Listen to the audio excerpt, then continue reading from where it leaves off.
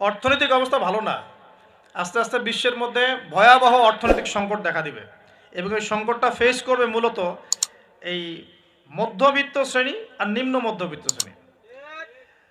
খুব ধনী দেশের কোনো সমস্যা হবে না, যারা মিডল ক্লাস কান্ট্রি বা আরেকটু নিচু মানের কান্ট্রি অর্থনৈতিক দিক থেকে, এদের সামনে ভয়াবহ একটা অবস্থা ফেস করতে হবে।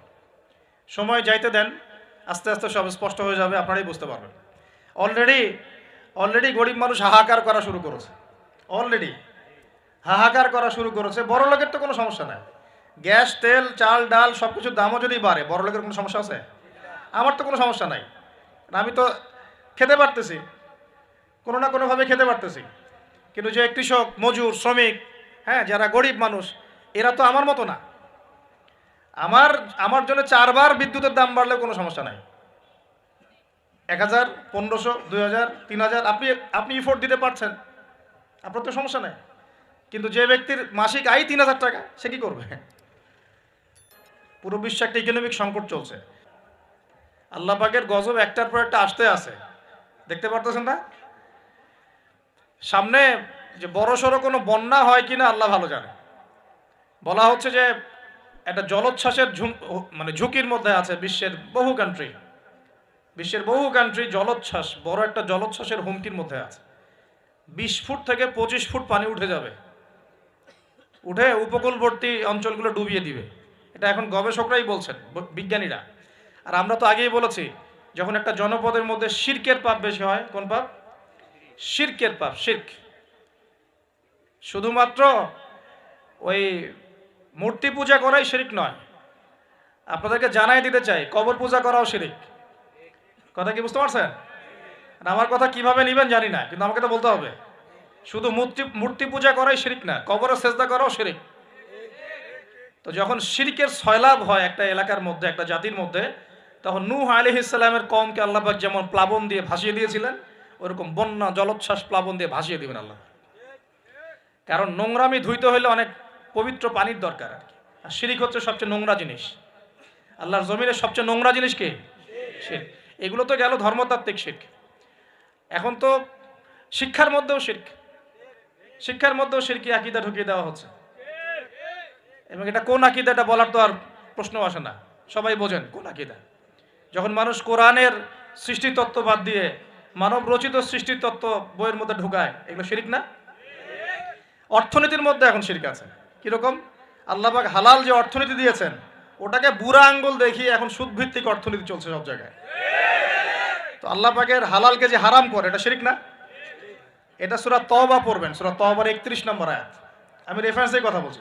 সূরা তওবার 31 নম্বর আয়াত পড়ে দেখবেন, আল্লাহ পাক বলছেন যে আল্লাহর হালালকে যদি কেউ হারাম করে নেয় আর হারামকে হালাল করে নেয়, এই যে পরিবর্তন, এই কাজটা, এটা কিন্তু শিরকি আকীদা, কুফর, শিরক। আপনি আল্লাহর হালালকে হারাম করতে পারেন না। আল্লাহ পাক একটা হারাম করেছেন, আপনি হালাল করতে পারবেন না।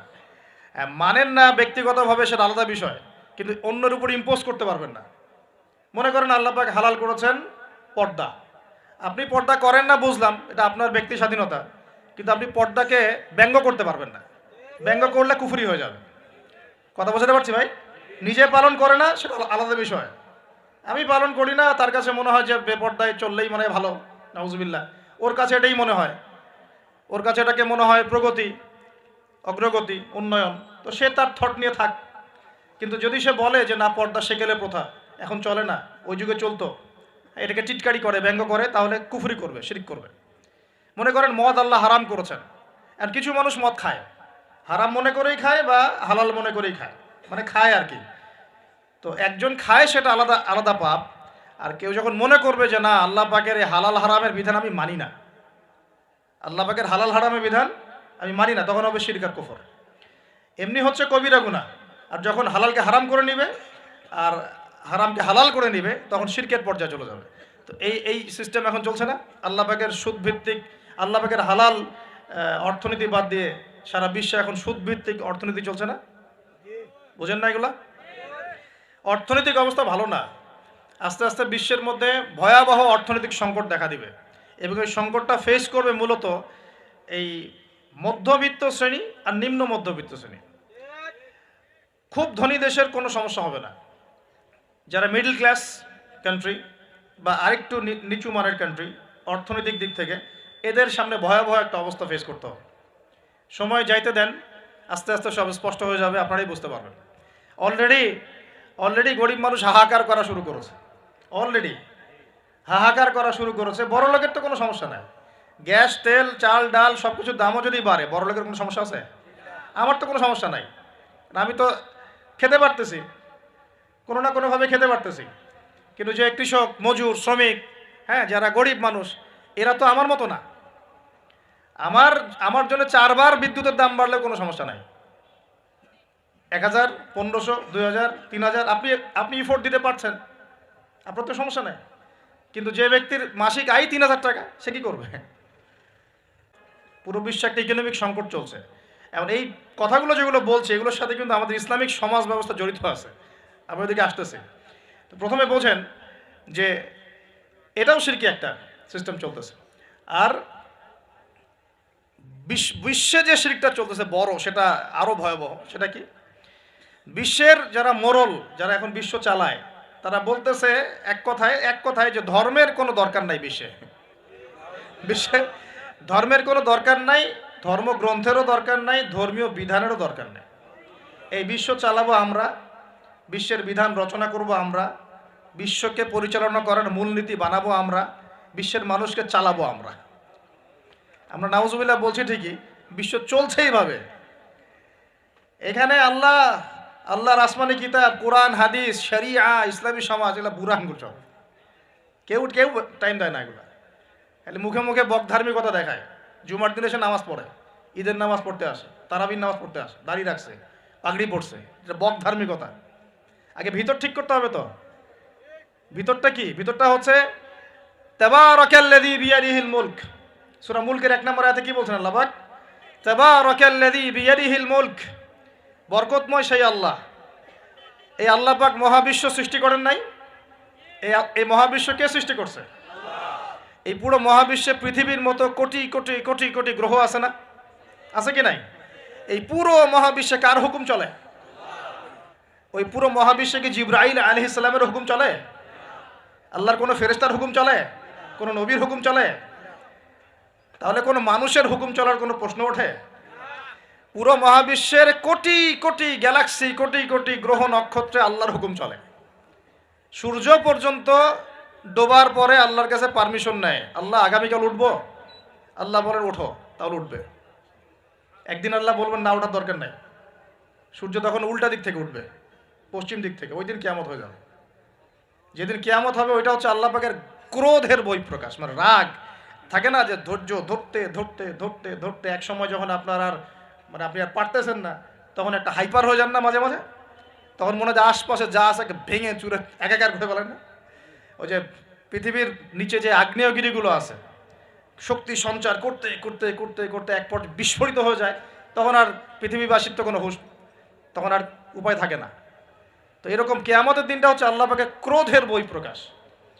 মানে এক হুকুমেই পুরো মহাবিশ্বের সব গ্রহ ধ্বংস হয়ে যাবে, এক হুকুমে। তাই পুরো মহাবিশ্বে আল্লাহ ছাড়া কারো হুকুম চলে? আল্লাহ সেটাই বলছেন, তাবারাকাল্লাযী বিয়াদিহিল মুলক, বরকতময় সেই আল্লাহ যার হাতে সমস্ত ক্ষমতা। যার হাতে কি ভাই? মুলক মানে কি? রাজত্ব। এখনকার তোমরা যারা পলিটিক্যাল সায়েন্স পড়াও, তোমাদের বা আপনাদেরকে বলছি, রাজত্ব মানে কি? রাজত্বের ইংরেজি প্রতিশব্দ কি? সভরেন্টি। মানে বলেন, সভরেন্টি মানে কি? সার্বভৌমত্ব। মানে কি? সার্বভৌমত্ব। আল্লাহ পাক বলছেন মহাবিশ্বের সার্বভৌমত্ব আমার হাতে। সুবহানাল্লাহ। কার হাতে? মহাবিশ্বের সার্বভৌমত্ব কার হাতে? সভরেন্টি কার হাতে? দুনিয়াতে এই সভরেন্টি, সার্বভৌমত্ব মানুষের হাতে। বুঝেন নাই মনে হয়? এই দুনিয়াতে সভরেন্টি, মুলক, সার্বভৌমত্ব এখন আল্লাহর হাতে নাই, মানুষের হাতে। মানুষ যা মনে করে তাই চালায়। এখন আল্লাহ পাকের বিধান, আল্লাহ রাসূল, এগুলো বাদ। তো এটা হচ্ছে সবচেয়ে বড় শিরক সারা বিশ্বের। এটা সারা বিশ্বের সবচেয়ে বড় পর্যায়ে শিরক। তো শিরকে ডুবে আছি আমরা, এটাকে বোঝেন। আমি তো বলছি না যে এখন এই প্রবলেমসগুলোকে রাতারাতি সলভ করা যাবে, এমনটা তো বলছি না। বলছি পুরো ওয়ার্ল্ডে এরকম শিরকি একটা সিস্টেম প্রতিটা ক্ষেত্রে চলছে। কিভাবে সলভ করবেন সেটা পরের বিষয়, আগে তো বুঝতে হবে কোথায় আছে বিশ্ব এখন। তো আমরা দেখলাম যে বড় বড় সেক্টর যেগুলো একটা বিশ্বের, ধর্ম, সংস্কৃতি, অর্থনীতি, জিওপলিটিক্স এবং পরিবার তো আছেই, পাশাপাশি আমাদের এই আরেকটা কি ওয়ার্ল্ড অ্যাফেয়ার্স, এই প্রতিটা ক্ষেত্রে আল্লাহ পাকের তাওহীদকে পাশ কাটিয়ে মানুষের মন গড়া বিধান দিয়ে চালানো হচ্ছে কিনা, হচ্ছে কিনা? বুঝতে পারছেন না মনে কথা? সুদ কি মানুষের বিধান না আল্লাহর বিধান? বলেন, আরো খোলামেলা বলি, সুদ কি মানুষের বিধান না আল্লাহর বিধান? মদ মদ কি মানুষের বিধান না আল্লাহর বিধান? মদ খাওয়া যাবে? মদ খাওয়া যাবে? বেপরদায় চলা যাবে, এটা কি মানুষের বিধান না আল্লাহর বিধান? পুরো বিশ্বের যত বৈশ্বিক অ্যাফেয়ার্স আছে এটা মানুষ নিয়ন্ত্রণ করবে, আল্লাহর বিধানের দরকার নাই। এটা কি আল্লাহর বিধান না মানুষের কথা? তো সারা বিশ্বে এই কুফুরি চলতেছে না, চলছে কি না? এখন এই বিশ্বটা বোঝেন, তারপরে আপনি এই আয়াতটা বোঝেন। এখন আল্লাহ পাক বলছেন, এখন আমি মুহাম্মদ সাল্লাল্লাহু আলাইহি ওয়াসাল্লামের কাছে এমন কিতাব দিয়েছি যে কিতাবে এই সব সমস্যার সমাধান আছে। সুবহানাল্লাহ। সমস্যাগুলো তো বুঝতে পারলেন। আল্লাহ পাক বলছেন, হে মুহাম্মদ বলেন সাল্লাল্লাহু আলাইহি ওয়াসাল্লাম, আমি তোমার কাছে এমন একটা কিতাব দিয়েছি যে কিতাবের মধ্যে প্রতিটা বিষয়কে আমি ব্যাখ্যা করেছি, সমাধান দিয়েছি। এটা হেদায়েত, এটা রহমত, এটা বুশরা, সুসংবাদ কাদের জন্য? যারা আমার সামনে আত্মসমর্পণ করবে। যারা করবে না ওদের জন্য সুসংবাদ নাই। আর এই কিতাবের ব্যাখ্যা আছে। এই কিতাব একাই আপনাকে পথ দেখাবে না, হাদিসের প্রয়োজন আছে। এটা আমরা পেলাম সূরা নজম আয়াত নাম্বার 3-4 এবং সূরা হাশর আয়াত নাম্বার 7, যে রাসূল সাল্লাল্লাহু আলাইহি ওয়াসাল্লাম নিজের মন গড়া কোনো কথা বলতেন না। তিনি সেটাই বলতেন যে আল্লাহ ওহী করতেন। আর আল্লাহর রাসূলের আদেশগুলো আমরা পাচ্ছি হাদিসে, নিষেধগুলো পাচ্ছি হাদিসে। সো কোরআন এবং হাদিস এই দুটোকে মিলে আল্লাহ পাকের এখন ওহী নাজিল হচ্ছে। কোথায় নাজিল হচ্ছে? আইয়ামে জাহিলিয়াতে। কোথায় ভাই? এই কিতাব কোথায় নাজিল হয়েছে? বাংলাদেশে, পাকিস্তানে, সিরিয়ায়? কোন যুগে নাজিল হয়েছে? ওই ব্যাবিলনের যুগে, নাকি ওই চাইনিজ সভ্যতার যুগে, নাকি ওই রাশিয়ার বলশেভিক ওই বিপ্লব ওই সব যুগে? কোন যুগে নাজিল হয়েছে? আবু জেহেলের যুগে। কোন যুগে ভাই? আবু জেহেলের নাম শুনেছেন তো? আবু জেহেলের যুগটাকে আমরা বলি আইয়ামে জাহিলিয়াতের যুগ। আবু জেহেল ছিল ওই যুগের নেতা। দারুন নাদওয়া ছিল তার পার্লামেন্ট। তার পার্লামেন্টের নাম কি? দারুন নাদওয়া। সেখানে আবু জেহেল, আবু লাহাব, উতবা, সাইবা, রাবিয়া এরা সব বসে বসে বুদ্ধি পাকাইতো আর কি, কি করতে হবে কি করতে হবে না। বাই দ্য ওয়ে, এই আবু জেহেল, আবু লাহাবরা কিন্তু আল্লাহকে বিশ্বাস করত। আল্লাহ বলে যখন আছে এবং আল্লাহর কাছে যে ফিরে যেতে হবে এটাও তারা বিশ্বাস করত কিছু কিছু ক্ষেত্রে। কিন্তু আল্লাহ পাকের কোনো বিধান তারা মানত না। আল্লাহ পাকে পাওয়ার জন্য মাধ্যম পূজা করত। তারা কিন্তু 360টা মূর্তির পূজা এই কারণে করতো না, এই কারণে করতো না যে তারা আল্লাহকে বিশ্বাস করে না, এমন নয় বিষয়টা। তারা আল্লাহকে বিশ্বাস করত, আল্লাহকে পাওয়ার মাধ্যম হিসেবে তারা এগুলোর পূজা করত। সূরা জুমার পরে, সূরা জুমারের 1, 2, 3 আয়াত পরে দেখেন আবু জেহেলদের কথা আল্লাহ বলেছেন। তারা বলতো, মা না'বুদুহুম, আমরা এই লাত উজ্জা মানাতের উপাসনা এই কারণে করি, শুধু এই কারণে করি, লিয়ুকাররিবুনা ইলাল্লাহি যুলফা, যে এই লাত উজ্জা মানাত, হবল, এই যে মূর্তিগুলো, এগুলো আমাদেরকে আল্লাহ পর্যন্ত পৌঁছে দিবে, এই কারণে করতো। ওরা কিন্তু আল্লাহকে অস্বীকার করতো না। এমনকি বদর যুদ্ধে যাওয়ার সময়ও আবু জেহেল কিন্তু কাবা ঘরে দোয়া করে গেছে। তারা কিন্তু হজ ওমরাও করতো, বিকৃত হজ ওমরা করতো। তো এটা মনে করবেন না যে আবু জেহেলরা আল্লাহকে বিশ্বাস করতো না। এবার আবু জেহেলকে চিনতে পারছেন? আবু জেহেল কেমন ব্যক্তি? যে আল্লাহকে বিশ্বাস করে ঠিকই, কিন্তু আল্লাহ পাকের কোনো বিধান মানতে চায় না। তো এখন এই 90 আবু জেহেলরা আমাদের সমাজে আছে কি নাই বলে? আমি কি মিলাইতে পারতেছি? আমি আমার চেষ্টা করছি আপনাদেরকে সহজ করে বোঝানোর জন্য, কিন্তু পারছি কিনা জানি না। অনেক সময় হয় কি যে নিজেরা অনেক কিছু বুঝি কিন্তু বোঝাতে পারি না। বোঝাতে পারাটাও একটা আল্লাহ পাকের রহমত। মানে কাউকে বোঝাতে পারানোটা কিন্তু আল্লাহ পাকের রহমত। অনেক সময় দেখবেন আপনি বুঝতে পারছেন অনেক কিছু, কিন্তু মানুষকে বোঝাতে পারছেন না। তা আমি চেষ্টা করছি বোঝানোর জন্য, আমি কতটুকু পারছি আমি জানি না। এই যে আবু জেহেলকে চিনতে পারলেন? আবু জেহেল এমন একজন বুদ্ধিজীবী মানুষ, খুব বুদ্ধি তার, কারণ তার নাম হচ্ছে আবুল হাকাম। কি নাম? আবুল হাকাম। আবু জেহেলের নাম আবু জেহেল না, আবু জেহেলের নাম আবুল হাকাম, মানে জ্ঞানের পিতা। ওই সমাজের মানুষ তাকে বলতো জ্ঞানের পিতা। জ্ঞানের পিতা, ফিলোসফার, সে দার্শনিক, সে বুদ্ধিজীবী। বুঝতে পারছেন না কথা? আইয়ামে জাহিলিয়াতের মানুষ তাকে সম্মান দিয়ে কথা বলতো, তাকে বলতো তুমি জ্ঞানের পিতা। তো আমাদের ইসলাম তাকে আবু জেহেল কেন বলছে তাহলে? কারণ সে আল্লাহ পাককে চিনত, আল্লাহ পাককে চেনার পরেও আল্লাহ পাকের বিধানকে সরাসরি বিরোধিতা করেছে। কোনো অজ্ঞ মানুষ ছাড়া এই কাজ কেউ করতে পারে? তো এখন বলেন এরকম মানুষ সমাজে আছে কি নাই? এই নব্য আবু জেহেলরা আছে না নাই? আছে রে ভাই, আছে, আছে না? এরকম মানুষও পৃথিবীতে সমাজে আছে। তো এখন বলেন আবু জেহেলদের যুগে আল্লাহ পাক কোরআন হাদিস নাজিল করলেন কেন? কি প্রয়োজন ছিল? উত্তর, আবু জেহেলদের যুগের মধ্যে বর্তমান সময়ের মতো শিরক ছিল। কি ছিল ভাই? আবু জেহেলদের যুগে বর্তমান সময়ের মতো সুদ ছিল, সুদ। আবু জেহেলদের যুগে বর্তমান সময়ের মতো মাদক ছিল। আবু জেহেলদের যুগে বর্তমান সময়ের মতো মেয়েদের প্রতি এই বর্বর আচরণ ছিল, মানে নারীর অবমাননা ছিল। বরং আমি বলি, আমি খোলামেলাই বলি, আবু জেহেলের যুগ থেকে এই যুগে নারীর অবমাননা আরো বেশি। আবু জেহেলের যুগে এত ধর্ষণ হয় নাই। আবু জেহেলের যুগে মেয়েরা এরকম ছেলেদের পোশাক পরে ঘোরে নাই। আবু জেহেলের যুগে ঘরে ঘরে পরকিয়া ছিল না। আবু জেহেলের যুগে যে ফ্ল্যাটে ফ্ল্যাটে জেনা আর ক্যাসিনো আর বার আর মেয়েদের ড্যান্স, পর্নোগ্রাফি, এগুলো ছিল না। এগুলো কোনোটাই আবু জেহেলের যুগে ছিল না। ওই যুগটাকে তো খুব আমরা গালিগালাজ করতে পছন্দ করি। হ্যাঁ, একদম জাহিলি যুগ, আইয়ামে জাহিলিয়াত, তাই না? মেয়েদেরকে একদম জীবন্ত কবর দেওয়া হতো, এই কথা বলি না? তো এখন আবার কোথায় মেয়েকে সম্মান দেওয়া হচ্ছে? এত সেদিন বললাম না, এখন তো মেয়েকে হলে ডেকে নিয়ে পায়জামা খুলে ফেলে দেওয়া হচ্ছে না? কোন কোন ক্ষেত্রে কলেজ ছাত্রীদেরকে মনোরঞ্জনের পাত্র বানানো হয়েছে। দেখলেন না কয়দিন আগে কি ঘটনা ঘটলো ঢাকায়? তো এখন আবার মেয়েদের কোথায় সম্মান দেওয়া হচ্ছে? তারপরেও একটা শালীন পোশাক তো ছিল। আবু জেহেলের যুগে আপনি বিকিনি সংস্কৃতি পাবেন না। আবু জেহেলের যুগে বিকিনি সংস্কৃতি ছিল না, এখন বিকিনি সংস্কৃতি আছে, আছে না? এই যে আপনারা তো লন্ডন লন্ডন করেন খুব, ওখানে কি দেখে আসেন? কি দেখে আসেন? ওখান থেকে দেখে এসে এখানে কোটি কোটি টাকার বাড়ি বানাচ্ছেন, 1 কোটি 2 কোটি 3 কোটি, 1 বছর পর ভেঙে আবার নতুন করে করেন, তাই না? এমনও তো কিছু মানুষ আছে আপনাদের সমাজে, আমি জানি। শোনেন, তাব্বাত ইয়াদা আবি লাহাবি ওয়া তাব, সূরাটা পড়েছেন? আবু লাহাবের 2 হাত ধ্বংস হোক। আবু লাহাবের পাপ ছিল অন্য, সে নবী সাল্লাল্লাহু আলাইহি সাল্লামের সাথে কটূক্তি করত, বিরোধিতা করত। কিন্তু আবু লাহাব সম্পর্কে আল্লাহ পাক কি বলছেন? মা আগনা আনহু মালুহু ওয়া মা কাসাব। আবু লাহাবের মাল সম্পদ এবং যা সে অর্জন করেছে এই দুনিয়াতে, এগুলো তাকে জাহান্নামের আগুন থেকে বাঁচাতে পারবে না।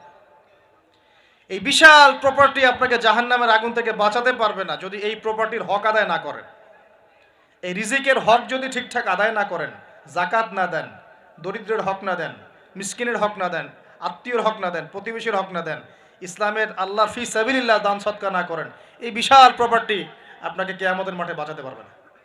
মা আগনা আনহু মালুহু ওয়া মা কাসাব সায়াসলা নারান যাতা লাহাবিন ওয়া ইমরাআতুহু হাম্মালাতাল হাতাব ফি জিদিহা হাবলুম মিন মাসাদ। সূরাগুলো পড়বেন। কোরআন তো শুধুমাত্র তাবিজ করার জন্য কোরআন নাজিল করা হয়নি।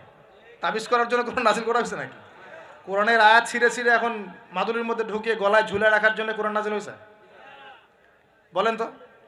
কোরআনের আয়াত একটা ছিঁড়ে এভাবে আমি র্যাপিং করে গলার মধ্যে ঢুকায় রেখে দিলাম, বাস কোরআনের হক আদায় হয়ে গেল? ডক্টর আপনাকে একটা প্রেসক্রিপশন দিয়েছেন, মনে করেন তোমার কোভিড হয়েছে, তোমাকে এখন এই প্রেসক্রিপশন অনুযায়ী চলতে হবে। আর প্রেসক্রিপশনটা আমি যদি এখন এমন করে ভাঁজ করি, ভাঁজ করে সুন্দর করে মাদুরির মধ্যে ঢুকায়, ওষুধ খাওয়ার দরকার নাই, ভাঁজ করে ঢুকায় ব্যাস রেখে দিলাম, রোগ ভালো হবে না? রোগ ভালো হবে? আমরা কোরআন কিনে এই কাজ করি। আমরা কোরআন কিনে কেউ কেউ এই কাজ করি, সবাই না, কেউ কেউ। কোরআন শেফা মানে কি? কোরআন আপনার রুহের শেফা এবং দেহের শেফা। কখন? যখন কোরআন বুঝে আমল করবেন তখন। কোরআন পড়ে বুঝে যখন আমল করবেন তখন কোরআন শেফা এবং রহমত, বুশরা। আল্লাহ পাক আমাদেরকে বোঝার তৌফিক দান করলেন। তবে হ্যাঁ, কোরআনের আয়াত থেকে ঝাড়ফুঁক করা যায়, ঝাড়ফুঁক করা যেতে পারে, পানি পড়া খাওয়া যেতে পারে, এবং এই পানি দিয়ে গোসলও করা যেতে পারে ইত্যাদি।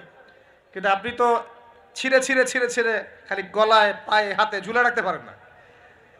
আল্লাহ পাক আমাদেরকে বোঝার তৌফিক দান করুন। প্রিয় ভাইয়েরা, এখন এতটুকু তো বুঝতে পারলাম যে কোরআন কোন সময় নাজিল হয়েছে। তাহলে ভাই কার যুগে? আবু জেহেলের যুগে। আবু জেহেলের যুগে কি কি ছিল? এখনকার মতো শিরক ছিল, এখনকার মতো সুদ ছিল, এখনকার মতো মাদক ছিল, এখনকার মতো মেয়েদের অবমাননা ছিল, আরও একটা ছিল, এখনকার মতো যে গোত্রীয় হানাহানি দেখেন না, এখন হানাহানি মারামারি রাহাজানি, বিশ্বে বিশ্বে দেশে দেশে, দলে দলে, এই পলিটিক্যাল দল ওই পলিটিক্যাল দলে, আবার এই ধর্মীয় দল এই ধর্মীয় দলে, এই যে হানাহানি, গোত্রীয় হানাহানি, এই হানাহানি ছিল আইয়ামে জাহিলিয়াতের একটা বড় নিদর্শন। তো এরকম একটা সমাজে আল্লাহ পাক কোরআন এবং হাদিস নাজিল করলেন কেন? ইসলামী সমাজ গঠন করার জন্য, যেটা আপনি টপিক দিয়েছেন। এখন ইসলাম কি আর সমাজ কি? ইসলাম হচ্ছে এক কথায় আল্লাহর সামনে আত্মসমর্পণ করা। আল্লাহর সামনে আত্মসমর্পণ মানে কি? আল্লাহ কি আমার সামনে দাঁড়িয়ে আছেন? আল্লাহ পাকে আমার সামনে দাঁড়িয়ে আছেন, আমি গিয়ে পায়ে সেজদা করব? আল্লাহর সামনে আত্মসমর্পণ মানে কি? আল্লাহ পাককে চোখে দেখা যায়? আল্লাহ রাব্বুল আলামিনকে দুনিয়ার কোনো চোখ দেখতে পারবে না, সুবহানাল্লাহ। হ্যাঁ, জান্নাতে যারা যাবে তারা আল্লাহকে দেখতে পারবে ইনশাআল্লাহ। আর ইনশাআল্লাহ আমরা আশা করি আমরা সেই কাতারভুক্ত হব ইনশাআল্লাহ। একদিন না একদিন আমরা আল্লাহকে দেখবো ইনশাআল্লাহ। নবীজিকে আয়েশা রাদিয়াল্লাহু আনহা বলছিলেন, আল্লাহ পাককে কিভাবে দেখবে মানুষ ইয়া রাসূলুল্লাহ সাল্লাল্লাহু আলাইহি ওয়াসাল্লাম? তিনি বলছেন যে, তোমরা পূর্ণিমার চাঁদ দেখতে তোমাদের কোনো অসুবিধা হয়? তখন সাহাবীরা বলছেন, না, পূর্ণিমার চাঁদ তো আমরা জাজল্যমান দেখতে পারি।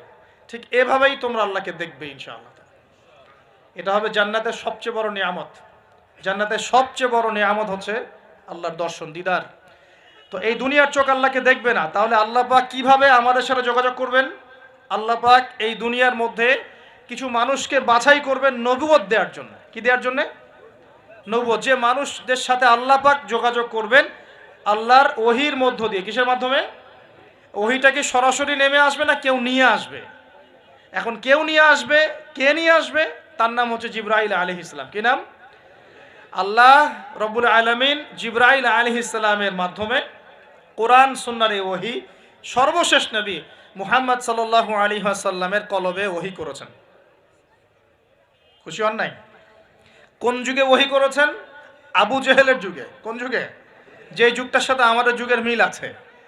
আচ্ছা, এখন আল্লাহ পাক বলেছেন এর সামনে তোমরা মাথা নত করো। মাথা নত মানে কি? জাস্ট মাথাটা নত করে দেওয়া? মাথা নত মানে নিজের ইচ্ছাকে সঁপে দাও, নিজের ইচ্ছাকে সঁপে দাও। মন চাচ্ছে আমি নামাজ পড়বো না, আল্লাহ বলছেন পড়তে হবে, এর নাম সঁপে দেওয়া। মন চাচ্ছে আমি একটু মদ খাই, আল্লাহ বলেছেন খাওয়া যাবে না, হারাম, এর নাম সঁপে দেওয়া। মন চাচ্ছে একটা মেয়ের সাথে একটু কি করি, ডেটিং করি, একটা মেয়েকে নিয়ে ফুর্তি করি, আল্লাহ বলছেন জেনা করা যাবে না, এর নাম সঁপে দেওয়া। মন চাচ্ছে ভরপেট খাই রমজান মাসে, আল্লাহ বলছেন না, রমজান মাসে খাওয়া যাবে না, রোজা রেখে, এর নাম সঁপে দেওয়া। মন চাচ্ছে সম্পদের পাহাড় গর্ব, কাউকে কিছু দিব না, আল্লাহ বলছেন না, নেশাব হয়ে গেলে জাকাত দেওয়া লাগবে, এটা হলো সঁপে দেওয়া। সঁপে দেওয়া মানে কি? আল্লাহ পাকের বিধিবিধানের সামনে নিজের ইচ্ছাকে আত্মসমর্পণ কর, যে আল্লাহ যা বলেছেন আমি তাই করব, যা ছেড়ে দিতে বলেছেন ছেড়ে দিব, দ্যাটস অল। এর নাম ইসলাম। ইসলাম হলো এই বিষয়টার নাম, নিজের ইচ্ছাটাকে আল্লাহ পাকের বিধানের সামনে আত্মসমর্পণ করে দেওয়া। আমরা অনেকেই বলি ইসলাম মানে কি? শান্তি। তো এই যে শান্তি, এই শান্তি ব্যাখ্যা দিয়ে দিয়ে কি করা হচ্ছে জানেন? ওই যে বদর, উহুদ, খন্দক, খায়বার, হুনাইন, মুতা, এইসব ইতিহাসগুলোকে সরিয়ে দেওয়া হচ্ছে। ইসলাম মানে তো শান্তি। ইসলাম শান্তির সাথে আবার এইসবের কি সম্পর্ক? শান্তির সাথে মোতার যুদ্ধের কি সম্পর্ক? যুক্তি দিচ্ছে শান্তির সাথে বদর যুদ্ধের আদর্শের কি সম্পর্ক? ইসলাম মানে তো শান্তি। ইসলাম মানে শান্তি কখন? ইসলাম মানে হলো আত্মসমর্পণ।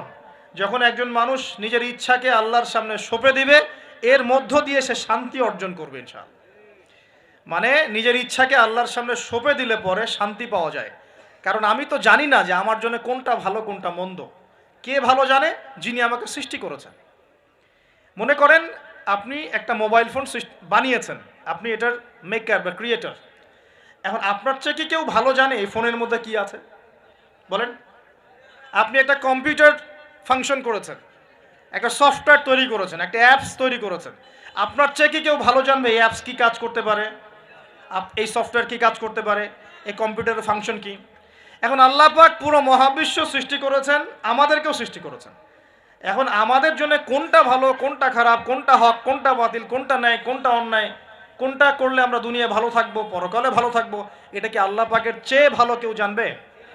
এই সহজ কথাটা বুঝতে এত সমস্যা কিসের? যদি আল্লাহ বলে কেউ থেকে থাকেন, তাহলে তিনি যদি আমাকে সৃষ্টি করে থাকেন, তাহলে তিনি তো ভালো বুঝবেন আমার জন্য কোনটা ভালো কোনটা খারাপ। এখন তিনি যেগুলো ভালো বলেছেন সেগুলো কোরআনে নাজিল করেছেন, যেগুলো খারাপ বলেছেন সেগুলোও কোরআনে নাজিল করেছেন। তিনি তার রাসূলের মাধ্যমে আমাদেরকে জানিয়েছেন কোন কোন বিষয়গুলো ভালো আর কোন কোনগুলো খারাপ। এখন এগুলো যখন প্রমাণ হয়ে যাবে, মেনে নিতে কোনো সমস্যা, মানতে কোনো আপত্তি আছে ভাই? এই মেনে নেওয়ার নাম হলো ইসলাম। মেনে নেওয়ার নাম কি ভাই? ইসলাম। এখন দ্বিতীয় প্রশ্ন হচ্ছে, ইসলাম কি পরিপূর্ণ না অসম্পূর্ণ? উত্তর হচ্ছে আল্লাহ পাক সূরা মাইদার 3 নম্বর আয়াতে বলছেন। কত নম্বর আয়াত?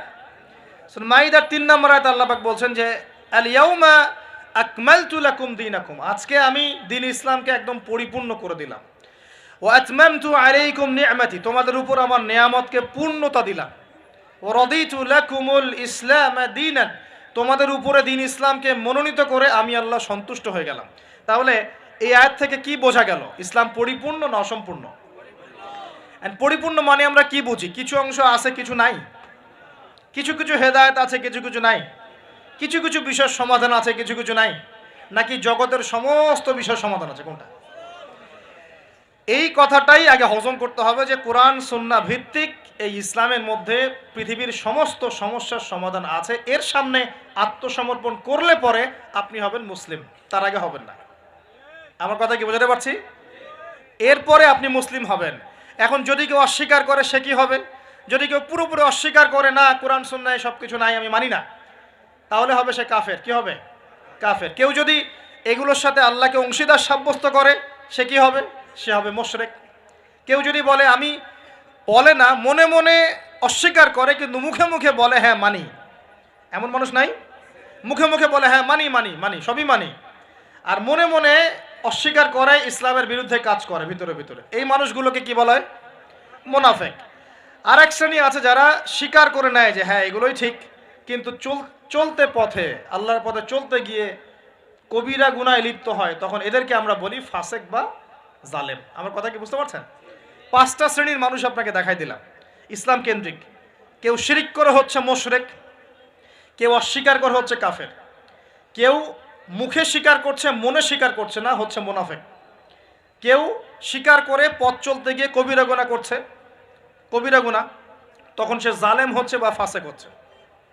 আর কেউ পরিপূর্ণরূপে আত্মসমর্পণ করে আমলে প্রমাণ করে সে মুমিন মুসলিম হচ্ছে। আল্লাহ পাক আমাদেরকে এই মুমিন মুসলিম হওয়ার তৌফিক দান করুন। এখন এই হলো ইসলাম। ইসলামিক সমাজ কি? ইসলামিক সমাজ কি জিনিস? ইসলাম কি শুধু ব্যক্তি জীবনে পালন করারই ধর্ম বা জীবন, আচ্ছা ধর্ম না জীবন ব্যবস্থা, এটাও তো জানতে হবে নাকি? ধর্ম আর জীবন ব্যবস্থার মধ্যে পার্থক্য কি? আল্লাহ পাক ইসলামকে কি বলেছেন? দিন আল ইসলাম। দিন কি বলেছেন? দিন। দিন শব্দটা কি? আল্লাহ পাক বলছেন ইন্না দীনা ইনদাল্লাহিল ইসলাম। সূরা আলে ইমরান আয়াত নাম্বার 19। সূরা আলে ইমরান আয়াত নাম্বার 19 আল্লাহ পাক বলছেন ইন্না দীনা ইনদাল্লাহিল ইসলাম। আল্লাহর কাছে ইসলাম কি? একমাত্র দিন। আরবি শব্দটা বলেন দিন। কবরে প্রশ্ন কি করা হবে? মা দিনুকা, মা দিনুকা। প্রথমে মান রব্বুক, তারপরে মা দিনুকা। তাহলে ধর্ম বা ইসলাম এটাকে কি শব্দে ব্যবহার করা হচ্ছে কোরআনে? দিন। এই দিন শব্দের মানে কি আমি আপনাকে শর্ট করে বুঝাই দিচ্ছি। কোরআনে দিন শব্দ আসছে 2 রকম। কয় রকম?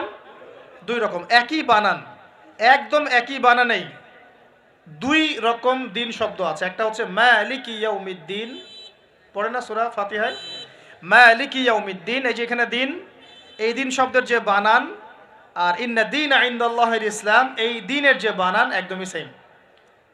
আবার আমপারা অন্য সূরা আছে ওয়ামা আদরাকা মা ইয়াউমুদ্দিন সুম্মা মা আদরাকা মা ইয়াউমুদ্দিন, এই যে দিন শব্দ এগুলোর বানান কিন্তু সেম। পার্থক্য কোথায়? এই দিনের 2টো অর্থ হয়। কয়টা অর্থ ভাই? একটা অর্থ হচ্ছে মালিকি ইয়াউমিদ্দিন বলতে আল্লাহ পাক বুঝান কিয়ামত দিবস। কিয়ামত দিবস মানে যেদিন আমাদের বিচার করা হবে, এই দিবসটাকে বোঝাতে আল্লাহ পাক দিন শব্দ ইউজ করেছেন। আবার এই রিলিজিয়ন ইসলামকে বোঝাতেও দিন শব্দ ইউজ করেছেন। এখানে দিন শব্দ হলো জীবন ব্যবস্থা। জীবন কি ভাই? ব্যবস্থা। এখন জীবন ব্যবস্থা মানে কি? জীবন ব্যবস্থা মানে কি যে জীবনের কিছু অংশের হেদায়েত পাওয়া যাচ্ছে, বাকি অংশে পাওয়া যাচ্ছে না, বিষয়টা কি এমন? নাকি জীবন ব্যবস্থা মানে জীবনের প্রতিটা ক্ষেত্রের সমাধান আছে এমন? বলেন, উত্তর দেন। আল্লাহ পাক বলছেন ওয়ামা ইয়াবতাগি গায়রুল ইসলামি দীনান ফালা ইউকবালা মিন, কেউ যদি ইসলাম ছাড়া অন্য কোনো জীবন ব্যবস্থা তালাশ করে তার কাছ থেকে কিছুই কবুল করা হবে না। আল্লাহ আবার বলছেন যে আল-ইয়াউমা আকমালতু লাকুম দীনাকুম, এই দিনটাকে আমি কামিল করেছি, পরিপূর্ণ করেছি। আল্লাহ পাক নিজেই বলছেন এই দিন আমার কাছে গ্রহণযোগ্য। আল্লাহ নিজেই বলছেন এই দিনটাকে আমি কামেল করেছি, পরিপূর্ণ করেছি। আল্লাহ নিজেই বলছেন এই দিন বাদ দিয়ে অন্য দিন কবুল হবে না। তাহলে এই দিন কি অসম্পূর্ণ থাকতে পারে? নিঃসন্দেহে এটা পরিপূর্ণ। অ্যান্ড পরিপূর্ণ মানে কি? ওই যে প্রথমে একটা আয়াত তেলাওয়াত করেছিলাম, সূরা নাহল আয়াত নাম্বার 89। আল্লাহ বলেছেন তিবিয়ানান লিকুল্লি শাই, কোরআন সুন্নাহয় আমি সব ব্যাখ্যা করেছি। আরও একটা দলিল দিয়ে দেই, সূরা কাহাফ আয়াত নাম্বার 54। কত নম্বর আয়াত ভাই? এগুলো বাসায় গিয়ে চেক করে দেখেন, বাসায় গিয়ে একটু পড়াশোনা করেন, না হলে শুধু শুনবেন এক কান দিয়ে আর বেরো যাওয়ার কান দিয়ে। আর রেফারেন্স চেক করে যদি দেখেন সব ঠিক আছে, তখন মেনে নেওয়ার চেষ্টা করেন। আমি আগে বলছি না যে মানার দরকার আছে, আমি এখন বলছি মানার দরকার নাই। বাসায় গিয়ে আগে চেক করবেন, যদি দেখেন হ্যাঁ সব কথা ঠিক আছে, তারপরে মানার চেষ্টা করেন। আল্লাহ পাক তৌফিক দান করুন। এখন আসেন, আল্লাহ সূরা কাহাফের 54 নম্বর আয়াতে বলছেন যে ওয়ালাকাদ সাররাফনা ফি হাযাল কুরআন লিন-নাসি মিন কুল্লি মাসাল, আমি এই কোরআনে মানব জাতির জন্য প্রতিটা বিষয়কে ব্যাখ্যা করেছি। এবার আরও স্পষ্ট হয়ে গেল, ইসলাম, কোরআন এবং সুন্নায় এমন কোনো বিষয় নাই যা নাই। এই হলো পরিপূর্ণ জীবন ব্যবস্থা। জীবন ব্যবস্থার কয়টা দিক থাকে? সহজ করে বলছি 6টা দিক। কয়টা দিক? জীবন ব্যবস্থা মানে আপনার ধর্মীয় জীবন আছে। ধর্মীয় জীবন কি একটু বোঝেন এখানে? ধর্মীয় জীবন মানে এখানে আপনি নামাজ, রোজা, হজ, যাকাত, তাসবিহ, তাহলিল, জিকির, আজগার, এই কাজগুলো করেন। এগুলো আপনার ধর্মীয় কাজ, ঠিক আছে? আচ্ছা, একটা জীবন হলো আপনার পারিবারিক জীবন। পারিবারিক জীবনে আপনার বিয়ে, শাদী, সন্তান প্রতিপালন, স্ত্রীদের হক আদায়, মা বাবা, ভাই বোন ইত্যাদি, এই যে পুরো একটা পরিবার বন্ড, এই যে সিলাতুর রাহিম, আত্মীয়তার রক্তের সম্পর্ক, এটা আপনি রক্ষা করেন। এটা হলো আপনার পারিবারিক লাইফ। 2 নাম্বার। 3 নাম্বার হচ্ছে আপনার একটা সাংস্কৃতিক জীবন আছে, মানে আপনি কি সংস্কৃতি ফলো করবেন, কোন কালচার ফলো করবেন, এটা একটা জীবন আছে। 4 নাম্বার হচ্ছে আপনার ইকোনমিক লাইফ, আপনার অর্থনৈতিক জীবন। এখানে আপনি ব্যবসা বাণিজ্য, চাকরি বাকরি, মুআমালাত, এই বিষয়গুলো করবেন। 5 নাম্বার আপনার পলিটিক্যাল লাইফ, যেখানে আপনি আল্লাহ পাকের খলিফার দায়িত্ব পালন করবেন। আর 6 নাম্বার হচ্ছে গ্লোবাল অ্যাফেয়ার্স, মানে আপনি পুরো ওয়ার্ল্ডকে ডিল করবেন কিভাবে, যদি আপনি রাষ্ট্রের প্রধান হন বা আপনার রাষ্ট্রের দায়িত্ব থাকে। তো এই 6টা বিষয়কে নিয়েই মোটামুটিভাবে আমাদের এই জীবন। এর বাইরে কি জীবনে কোনো ক্ষেত্র আছে নাকি? বুঝেন নাই মনে হয়? ধর্ম আমাদের জীবন না? অর্থনীতি আমাদের জীবন না? পরিবার আমাদের জীবন না? আমাদের সংস্কৃতি, আমাদের রাজনীতি, সমাজ এবং বিশ্ব, এর বাইরে কিছু আছে নাকি? এই হলো দুনিয়া। এর বাইরে পরকাল আছে। এর বাইরে কি? পরকাল। ওই পরকালে তো মুক্তির জন্যই কোরআন, সুন্নাহ এবং ইসলাম, নাকি? এটা তো আমাদের গন্তব্য। দুনিয়ার প্রতিটা সমাধানও ইসলামে পাচ্ছি। এখন তাহলে বুঝতে পারলাম ইসলামী সমাজ মানে কি। ইসলামী সমাজ মানে যে সমাজে শুধুমাত্র কোরআন এবং সুন্নাহ চলে, অন্য কিছু চলে না। কথা কি ক্লিয়ার হচ্ছে না? বুঝাতে পারছি না? আচ্ছা, একটু নড়াচড়া কম করেন। আমরা খুব লম্বা আলোচনা করবো না ইনশাআল্লাহ, একটু ধৈর্য ধরেন। সমাজ ব্যবস্থা বুঝাতে পারলাম কি ভাই? সমাজ ব্যবস্থা কি? ইসলামী সমাজ ব্যবস্থা কি? মানে যে সমাজের মধ্যে আল্লাহর ওহী, কোরআন এবং সুন্নাহ, আল্লাহ পাকের বিধান চলে, বাইরে কিছু চলে না। এর বাইরে কি চলতে পারে? এর বাইরে যদি এমন কিছু চলে, লিসেন ভেরি কেয়ারফুলি, এর বাইরে যদি এমন কিছু চলে যেটার সাথে কোরআন সুন্নাহর সংঘর্ষ হচ্ছে, তাহলে সেটাকে ধরে একদম ছুঁড়ে ফেলে দিতে হবে। কথা বুঝতে পারছেন? সমাজে ইসলামী সমাজ আমরা বুঝলাম যে ইসলামী সমাজ মানে যেখানে কোরআন সুন্নাহ ভিত্তিক, আল্লাহ পাকের ওহীর ভিত্তিক সমাজ চলে। এখন এই সমাজে যদি কোরআন সুন্নাহর সাথে সাংঘর্ষিক কিছু চলে, এটাকে ধরে তুলে ছুঁড়ে ফেলে দিতে হবে। এর নাম ইসলাম। এর সাথে আমরা আপোষ করতে পারবো না।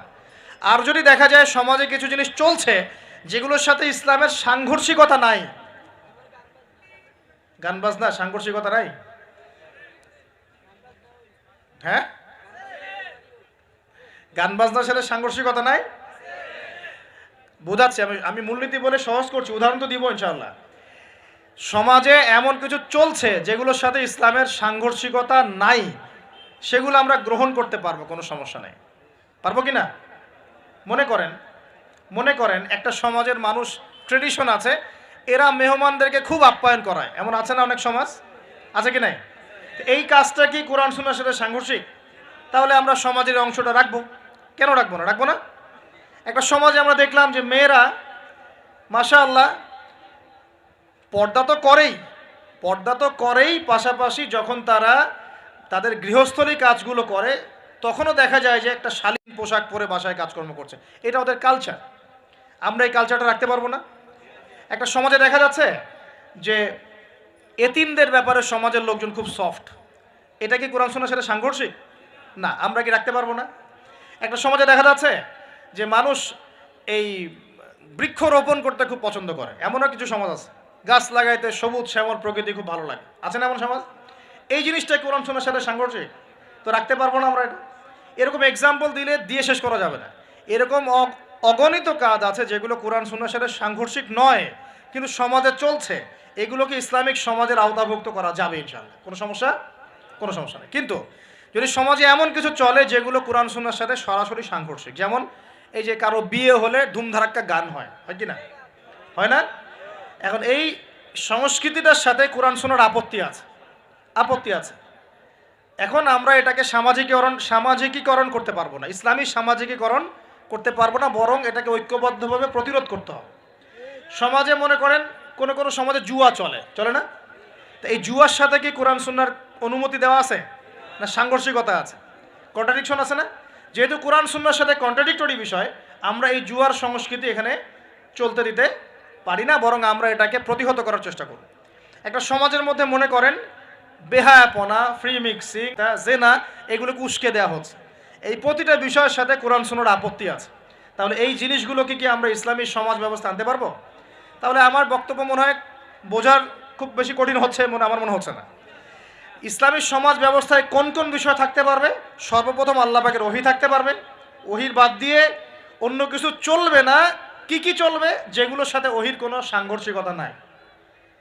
ওহীর কোনো সাংঘর্ষিকতা নাই এমন বিষয় চলতে পারে। চায়ের জন্য বিখ্যাত আপনারা না? এটা আছে না? আচ্ছা, এখন এটা কি কোরআন সুন্নাহর সাথে সাংঘর্ষিক? এটা একটা সংস্কৃতি। আপনাদের বাসায় গেলে আপনারা চা খাওয়ান এবং এটার সাথে আপনার সংস্কৃতি আছে, আগর আতরের আপনাদের বিজনেস আছে। এই জিনিসটা কি কোরআন সুন্নাহর সাথে সাংঘর্ষিক? বাংলাদেশের অন্য কোনো সমাজে কি আগর আতর এরকমভাবে আছে? আপনাদের সমাজে আছে। তো এটা কিন্তু কোরআন সুন্নাহর সাথে সাংঘর্ষিক নয়। তাহলে আমি এটাকে অবশ্যই ইসলামাইজড করতে পারবো, চায়ের ব্যাপারটা আমি ইসলামাইজড করতে পারবো।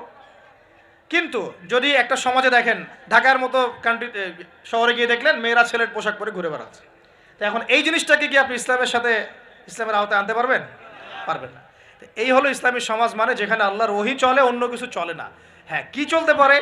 ওহীর সাথে সাংঘর্ষিক বিষয় নাই এমন বিষয় চলতে পারে, কোনো সমস্যা নেই। সেটা রাজনীতিতেও চলতে পারে, সেটা সমাজেও চলতে পারে, সেটা অর্থনীতিতেও চলতে পারে, সেটা আমাদের সংস্কৃতিতেও চলতে পারে, সেটা আমার পরিবার ধর্মেও চলবে ইনশাআল্লাহ। মানে প্রতিটা ক্ষেত্রেই চলতে পারবে যদি কোরআন সুন্নাহর সাথে সাংঘর্ষিক না হয়। আল্লাহ পাক আমাদেরকে বোঝার তৌফিক দান। এখানে কিন্তু প্রযুক্তি অন্তর্ভুক্ত হতে পারে। প্রযুক্তি যেমন এক সময় নবী সাল্লাল্লাহু আলাইহি ওয়াসাল্লামের যুগে ছিল ঘোড়া এবং গাধা, তাই না? উট, ঘোড়া, গাধা, এগুলোর উপরে তারা যুদ্ধ করেছে। এখন দেখা যায় যে মিসাইল, রকেট লঞ্চার, হ্যাঁ, পারমাণবিক ওয়েপেন্স, সভ্যতা চেঞ্জ হয়েছে এবং টেকনোলজি চেঞ্জ হয়েছে। এখন কি এটা কি কোরআন সুন্নাহর সাথে সাংঘর্ষিক হলো? এটা প্রযুক্তিগত বিষয়গুলোকে আমরা অবশ্যই সামাজিকীকরণ করতে পারবো, কোনো সমস্যা নেই।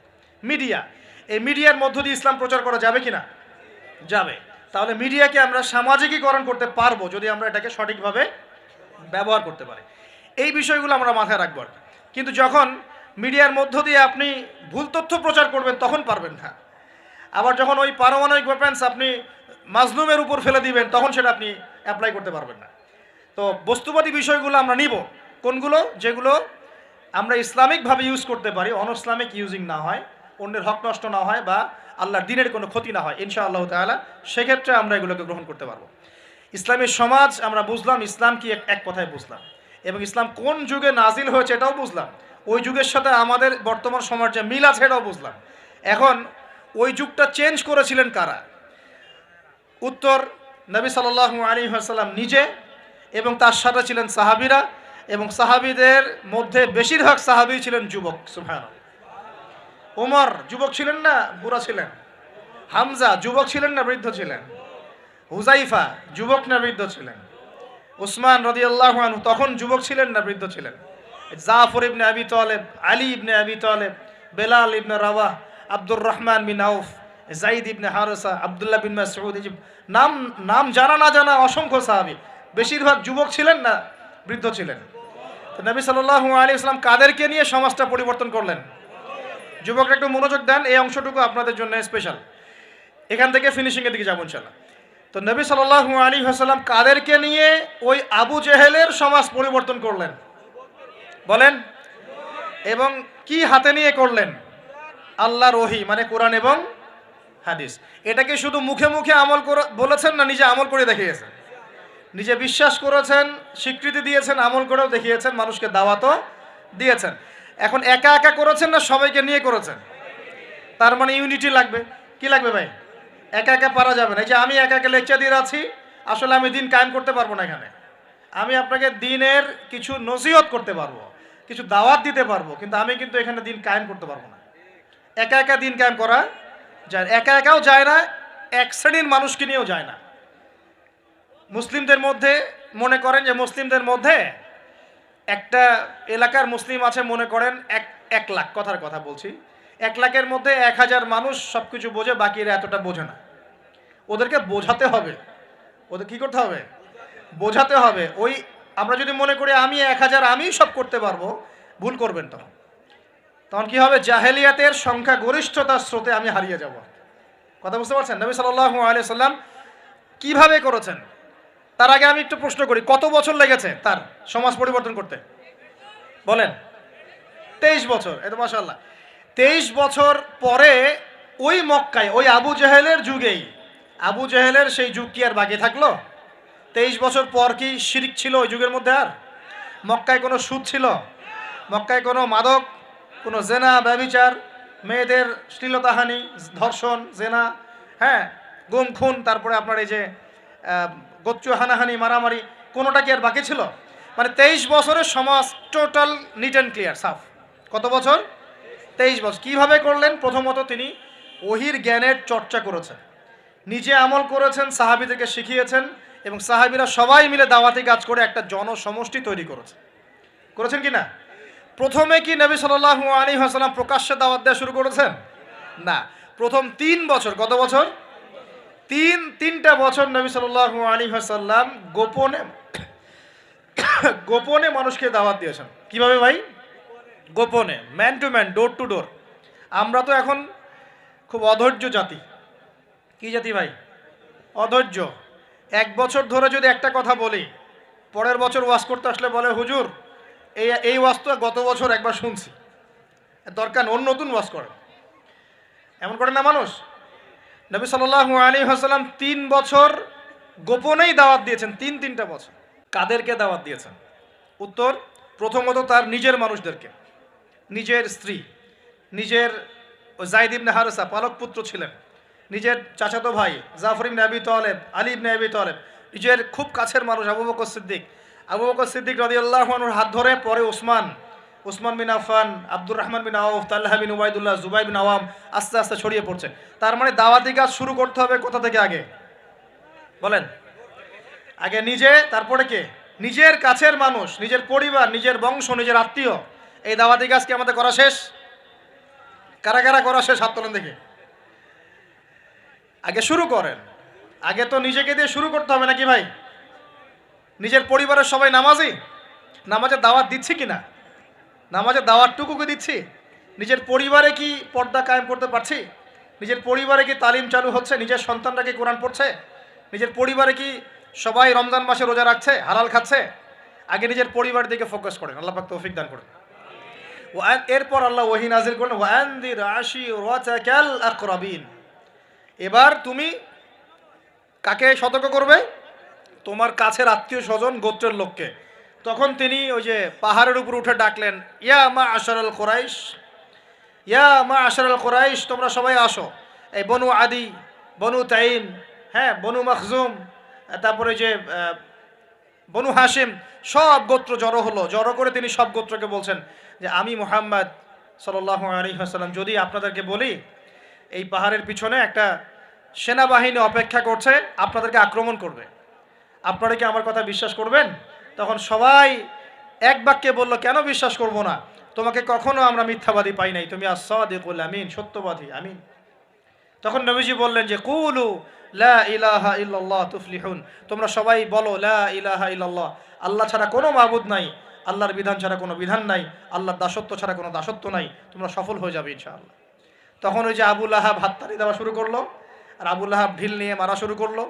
সবাই হাততালি দিচ্ছে, টিটকারি করছে, মস্করা করছে। হ্যাঁ, লিহাদা জামাআতানা, বলছে এই জন্য আমাদেরকে এখানে একত্রিত করেছো, এই বকবকানি শোনার জন্য, এই বাজে কথা বলার জন্য আমাদেরকে এখানে ডেকেছো। তখন থেকে শুরু হলো প্রকাশ্য বিরোধিতা। এবার শুরু হলো ইটপাটকেল, শারীরিক নির্যাতন, মানসিক নির্যাতন, বয়কট, এইটা সেইটা সব। তো এখন বলেন, যে মানুষটা আগে সাদিকুল আমিন ছিল, সত্যবাদী এবং বিশ্বস্ত, এবার সবাইকে ডেকে দাওয়াত দেওয়ার পরপরই তিনি হয়ে গেলেন কাযযাব, মিথ্যাবাদী, হ্যাঁ, সাহের, জাদুকর, ফারেকুল জামাত বিভক্তকারী, মাজনুন, পাগল, এই কথাগুলো মানুষটাকে বলা শুরু করল। তার মানে নবী সাল্লাল্লাহু আলাইহি ওয়াসাল্লামের পদ্ধতিতে আমাকে সমাজে দিন ইসলাম প্রতিষ্ঠা করতে হবে। তার মানে প্রথমে আগে নিজে, তারপর পরিবার, এরপর কাছের মানুষদের মধ্যে ইসলামের প্রচার প্রসার করার চেষ্টা করতে হবে। এবার প্রকাশ্যে দাওয়াতি কাজ করা শুরু হলো। দাওয়াতি কাজ যত প্রকাশ্য হচ্ছে, নির্যাতন নিপীড়ন ততই বাড়ছে। এটাই সুন্নত, যখন নবীর পদ্ধতিতে কেউ দাওয়াতি কাজ করবে তার উপর নির্যাতন নিপীড়ন আসবেই। যদি নির্যাতন নিপীড়ন না আসে, বুঝতে হবে সেটা নবীর পদ্ধতিতে দাওয়াত হচ্ছে না। 100% লিখে রাখে, 100% নবীর পদ্ধতিতে দাওয়াতি কাজ হচ্ছে না। এটা হচ্ছে গোলালু মার্কা দাওয়াতি কাজ, হায়েস নেফাস। আলোচনার টপিক হচ্ছে যে ইস্তেঞ্জা, আলোচনার টপিক ঢিলা কুলুক, আলোচনার টপিক ফরজ গোসল, আলোচনার টপিক ওযু ইস্তেঞ্জা। মানে এগুলো শিখতে কতদিন আর লাগবে? এগুলো শিখতে এখনো শেখা হয়নি এগুলা। আর সারা বিশ্বের অবস্থা, দেশের অবস্থা, অর্থনীতির অবস্থা, সমাজের অবস্থা, কিয়ামতের আলামতে স্পষ্ট হয়ে যাচ্ছে, উম্মার অবস্থা, এগুলো বড় বড় ইস্যুগুলো সব পরে, আগে এগুলো নিয়ে আলোচনা হচ্ছে। তো এগুলো কি আসলে নবীর পদ্ধতিতে দাওয়াতি কাজ হচ্ছে? আল্লাহ পাক আমাদেরকে বোঝার তৌফিক দান করুন। তো প্রিয় ভাইরা, যখন নবী সাল্লাল্লাহু আলাইহি ওয়াসাল্লামের পদ্ধতিতে দাওয়াতি কাজ হবে, তখন কিন্তু নবীর মতো মানে শারীরিক, মানসিক, আর্থিক নির্যাতন কিন্তু আসবেই। এটা মেনে নিতে হবে। সর্বপ্রথম নিজের পরিবার থেকে আসবে। কোথা থেকে আসবে ভাই? সর্বপ্রথম আসবে নিজের পরিবার থেকে। মনে রাখবেন, পরিবার থেকেই সর্বপ্রথম বাধা আপনাকে পেতে হবে যদি আপনি দিনের পথে চলতে চান। কারণ এখনকার সমাজের বেশিরভাগ পরিবার ইসলামিক পরিবার নয়। কোনো কোনো সময় পারিবারিক সাপোর্টের অভাবে দিনদার অনেক মানুষও দেখা যায় ট্র্যাক থেকে বিচ্যুত হয়ে যায়। এমন হয় না? পারিবারিক সাপোর্ট একটা বড় জিনিস। আমাদের নবী সাল্লাল্লাহু আলাইহি ওয়াসাল্লামকে চতুর্দিক থেকে মানুষ আক্রমণ করলেও পরিবারে তার স্ত্রী খাদিজা রাদিয়াল্লাহু আনহা তাকে বুকে আগলে রেখেছিলেন। এটা অনেক বড় একটা মানে প্রশান্তির জায়গা, যে সমাজের মানুষ আপনার এগেনস্টে কাজ করছে, কিন্তু পরিবারে গিয়ে আপনার স্ত্রী আপনার কাছে, আপনার অনুগত, তাকে, সে আপনাকে বুস্ট আপ করছে, আপনাকে উৎসাহ দিচ্ছে, আত্মবিশ্বাস দিচ্ছে, আপনি কিন্তু আবার পথ চলতে পারবেন ইনশাআল্লাহ। এই জন্য আমি বারবার বলি যে বিয়ে যদি করতেই হয়, তাহলে দিনদার একজন নেককার মেয়েকে বিয়ে করেন, খাদিজা রাদিয়াল্লাহু আনহার মতো একটা মেয়েকে বিয়ে করেন। আর যদি ওই যে দিনদার ক্যাটরিনা খুঁজতে যান, তাহলে সারা জীবন ওই পস্তাইতে হবে আর কি। আল্লাহ বোঝার তৌফিক দান করুন। দিনদারিতা দেখে বিয়ে শাদী করেন। চাচা আবু তালেব, তিনি কিন্তু মুসলিম নন, অমুসলিম হয়েও তাকে পারিবারিকভাবে সাপোর্ট দিচ্ছেন। পারিবারিকভাবে সাপোর্টটা অনেক ইম্পর্টেন্ট।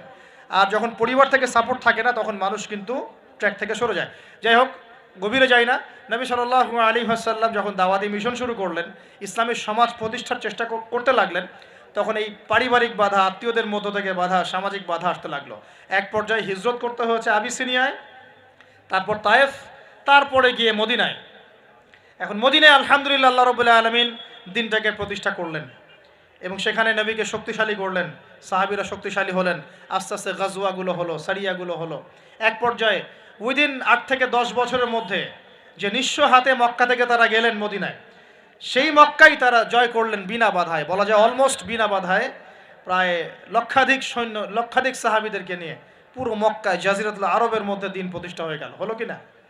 কত বছর সময় লাগছে ভাই বলেন? 23 বছর। আর রাহিকুল মাকতুম বইটা পড়েন, তাহলে আপনি ধাপগুলো বুঝতে পারবেন কিভাবে হয়েছে। আমি পয়েন্ট আউট করছি যে কোন কোন পয়েন্টের দিকে তারা বেশি ফোকাস করেছে, কোন কোন কাজগুলো তারা বেশি করেছেন, এবং যুবকদেরকে দিয়েই কাজগুলো করানো হয়েছে। এবং এই কাজগুলো যদি আজকেও বাংলার যুব সমাজ করতে পারে, ইনশাআল্লাহ 23 বছর লাগবে না আমাদের, ইনশাআল্লাহ 23 বছর লাগবে না ইনশাআল্লাহ। কারণ আল্লাহ পাক তো তার নবীর মাধ্যমে জানিয়েছেন যে আখিরুজ জামানে আস্তে আস্তে কি হতে যাচ্ছে সামনে। আগে তো এটা জানা ছিল না যে তখন কি হবে, এখন তো আমরা জানি যে সামনে কি হতে যাচ্ছে। আমরা তো জানি যে ইসলাম কায়েম হচ্ছে সামনে ইনশাআল্লাহ, এটা লিখা হয়ে গেছে। তো আপনি হতাশ হচ্ছেন কেন? আমরা এখানে যারা বসে আছি, আমরা কেউ যদি বেঁচেও না থাকি, আল্লাহ না করুক, তারপরও দিন কায়েম হবে। বাংলাদেশে এখন যত আলেম ওলামা আছে না, সবাই যদি মারা যায় তাও দিন কায়েম হবে, এটা লিখা হয়ে গেছে। অতএব ইসলামী সমাজ তো সামনে আসছে, বুঝতে পারলাম। এখন আমার পয়েন্ট, আমার মানে ফাইন্ড আউট করা পয়েন্টগুলো হচ্ছে এই কয়েকটা পয়েন্ট। আমি 10টা পয়েন্ট বলছি খালি। এক, নবী সাল্লাল্লাহু আলাইহি ওয়াসাল্লাম সাহাবীগণ, স্পেশালি যুবক সাহাবীগণ, সাহাবীদের মধ্যে বেশিরভাগই যুবক ছিলেন, যুবকরা আপনারা ভালো করে বোঝার চেষ্টা করেন, তারা ইসলামী সমাজ প্রতিষ্ঠার জন্য প্রথমত নিজের আগে জ্ঞান চর্চা করেছে। কি করেছেন ভাই? নিজেরা আগে কোরআন হাদিসের জ্ঞান চর্চা করেছেন। যত বড় বড় লেকচার দেন, নারায়ে তাকবীর, আল্লাহু আকবার স্লোগান তোলেন, আইওয়াজ শোডাউন যাই করেন, জ্ঞান চর্চা না করা পর্যন্ত দিন প্রতিষ্ঠা হবে না। জ্ঞান চর্চা করতে হবে। রাজি আছি ইনশাআল্লাহ ভাই? আমরা রাজি আছি তো ইনশাআল্লাহ যে আমরা আল্লাহ পাকের কোরআন এবং নবীর সুন্নতের জ্ঞান অর্জন করবো ইনশাআল্লাহ। এবং জ্ঞান অর্জন একটা ধারাবাহিক প্রক্রিয়া, একদিন দুই দিন করে থেমে যাব না, আমরা প্রতিদিন একটু একটু একটু একটু করে আগাবো ইনশাআল্লাহ। একটা রুটিন ফিক্স করে নেবেন, ডেইলি 1 ঘন্টা করে আপনি পড়াশোনা করার চেষ্টা করেন। আমি অনেক লেকচারে কিছু সিলেবাস বলেছি, আপনাকে কোরআন পড়তে হবে, আরবি ভাষা শিখতে হবে, হাদিসের কিতাবগুলো পড়বেন, ইতিহাস, ইসলামের ইতিহাস পড়বেন, ইসলামিক অর্থনীতির বইগুলো পড়বেন, বড় বড় রিনাউন্ড ওলামায়ে কেরামদের বইগুলো পড়বেন, সিরাত পড়বেন, আকীদার বই পড়বেন, ফিকহের কিছু বই পড়বেন। মানে আপনার একটা ক্লাসিক্যাল পড়াশোনার ধারা থাকতে হবে। এবং এই পড়াশোনা একা একা করা যাবে না। কিছু বই আপনি একা হয়তো পড়তে পারবেন, কিন্তু অনেক কিতাব আছে যেগুলো আপনি একা পড়তে পারবেন না। আপনার বিজ্ঞ ওলামায়ে কেরামের সোহবত দরকার আছে। এটার দায়িত্ব আপনার, আপনি খুঁজে বের করবেন কার সোহবতে আপনি যেতে চান। আল্লাহ পাক আপনাকে তৌফিক দান করুন। প্রথম কথা জ্ঞান অর্জন। 2 নম্বর, দিন প্রতিষ্ঠা ইসলামী সমাজ ব্যবস্থার জন্য সাহাবীগণ নিজেরা আমল করিয়ে দেখেছেন, শুধু জ্ঞান অর্জনই করেন নাই। যে জ্ঞান অর্জন করেছিলেন সেটা আমল করে দেখিয়েছেন। যেমন উমর রাদিয়াল্লাহু আনহু বলতেন যে সূরা বাকারা হিফজ করতে আমার সময় লেগেছে 12 বছর। কত বছর? 12 বছর লেগেছে সূরা বাকারাটাকে আয়ত্ত করতে। কারণ সাহাবীরা যতক্ষণ পর্যন্ত 10টা আয়াত লেসন নিয়েছেন, 10টা আয়াতের উপর আমল না করা পর্যন্ত নতুন করে দার্স নিতেন না। বুঝতে পারছেন না মনে হয়? মনে করেন আপনি সূরা মাউন শিখেছেন, মাউন, আরাআইতাল্লাযী ইউকাযযিবু বিদ্দিন, এই সূরা আপনি শিখেছেন। সাহাবীদের সুন্নত ছিল কি, এই সূরাটার উপর তারা আমল না করা পর্যন্ত নতুন লেসন নিতেন না। এভাবে তারা আমল করতেন। আমরা কি এমন করে আমল করি? আমরা যত পারি আগে তথ্য ইনস্টল করতে থাকি।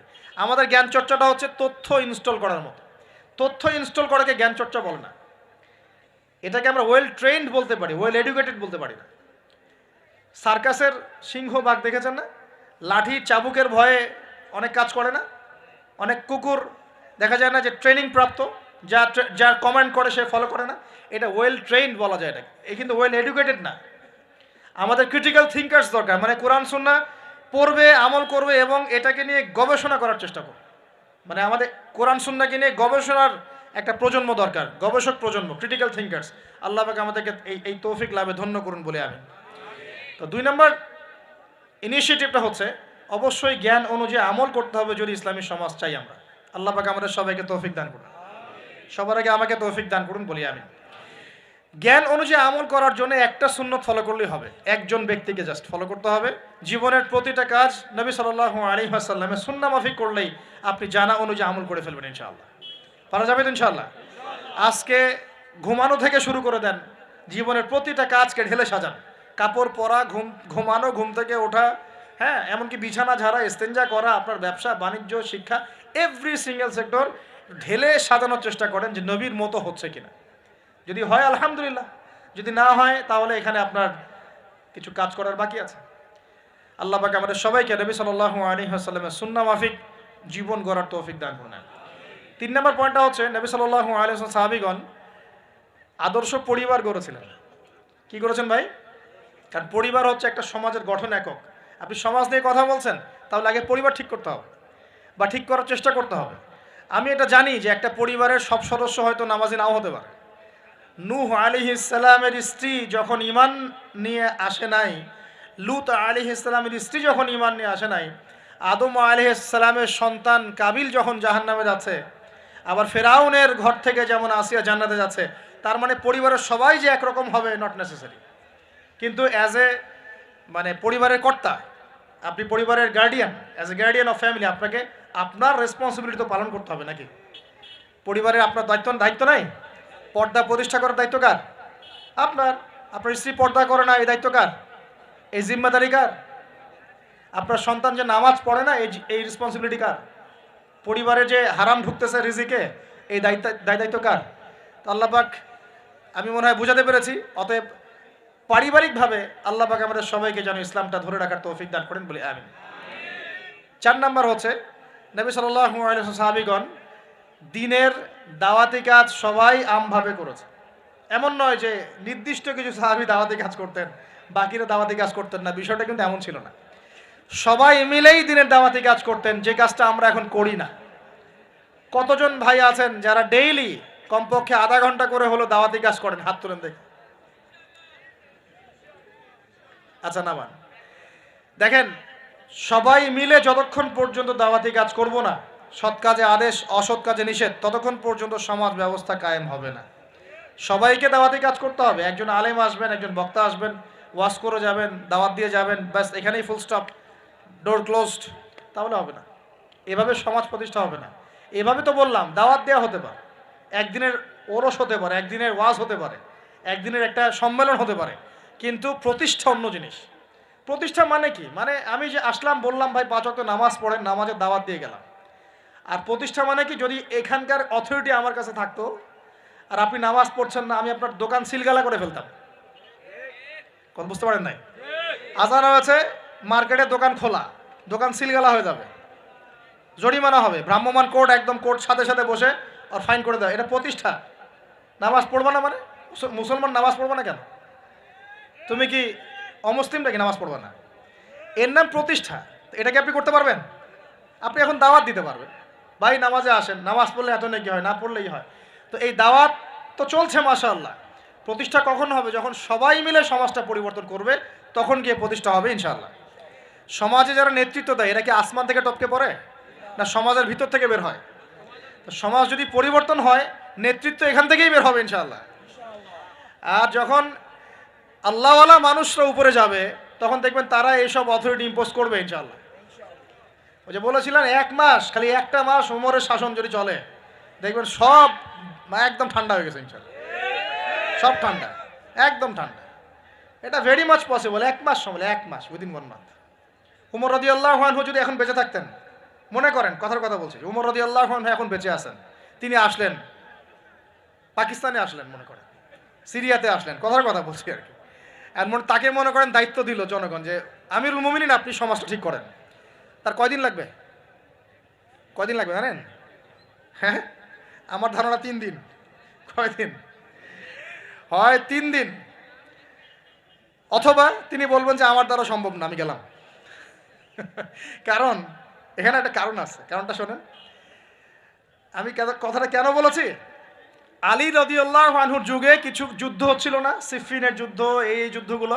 তখন জনগণ, খারেজিদের সাথে যুদ্ধ হচ্ছে, জনগণের মধ্যে কয়েকজন এসে বলছে, আলী রাদিয়াল্লাহু আনহু ইয়া আমিরুল মুমিনিন, আমরা উমর রাদিয়াল্লাহু আনহু, আবু বকর সিদ্দিক, ওসমান, তাদের যুগটা পার করে আসলাম, তো ওই যুগে তো এত ফিতনা ছিল না, তা আপনার যুগে এত মারামারি হানাহানি কেন? ঘটনা কি?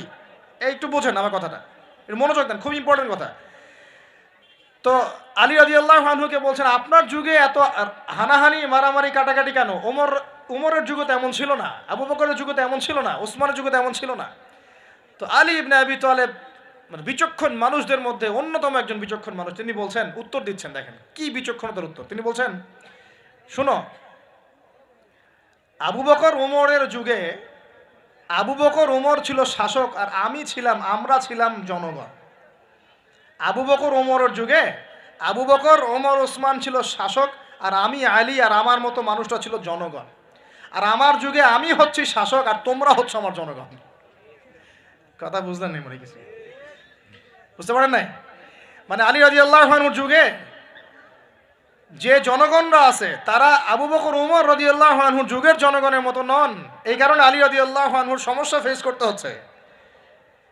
তো এটাই বলছিলাম, যখন জনগণ সবাই বলছে আমি সুদ খাবো, সবাই বলছে যে মদ চলুক, বেপরদামি চলুক, হ্যাঁ জুয়া চলুক, আর আমি বেচারা একা একা বসে যদি বলি না এগুলো সব হারাম, তা আমাকে তো পিটা এখান থেকে সরাই দিবে মানুষ, তাই না বিষয়টা? তার মানে সমাজের মানুষকে পরিবর্তন করতে হবে, আল্লাহ পাকে এটা বোঝার তৌফিক দেন।